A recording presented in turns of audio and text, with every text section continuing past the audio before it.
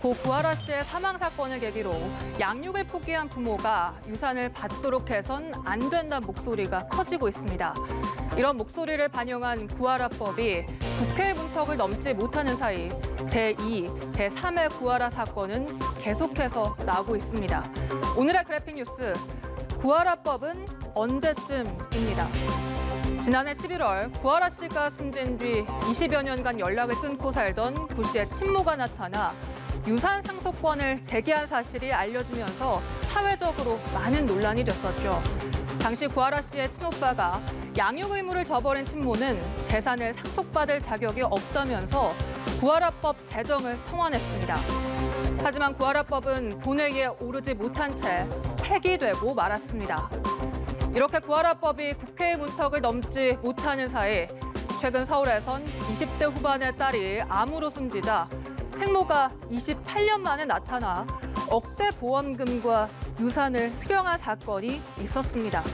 게다가 유족이 사용한 병원비와 장례 비용이 이 숨진 딸의 카드로 결제됐다며 부당이득금 반환 소송까지 낸 것으로 알려지면서 누리꾼의 공분을 샀는데요. 현행법에 따르면 이 상속인은 피상속인과 혈연 관계가 있으면 원칙적으로는 상속을 받을 수 있습니다. 물론 친족이라고 해도 살인이나 상해치사, 유언서 위조 등 5가지의 범죄 그리고 부정행위가 있으면 결격사유에 해당됩니다. 문제는 이 결격사유에 부양 여부가 포함되지 않는다는 데 있습니다.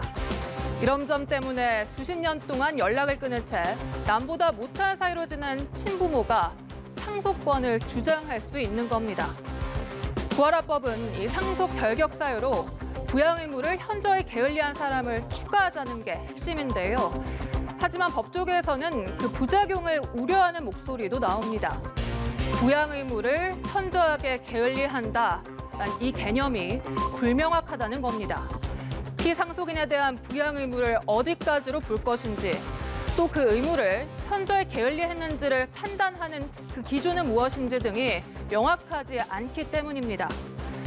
그럼에도 유사한 사례가 빈번히 발생하는 만큼 구하라법을 통과시켜 논란을 해결해야 한다는 의견이 적지 않은데요. 21대 국회에서 재발이 된 이 구하라법, 과연 입법의 문턱을 이번엔 넘을 수 있을까요? 그래픽 뉴스였습니다.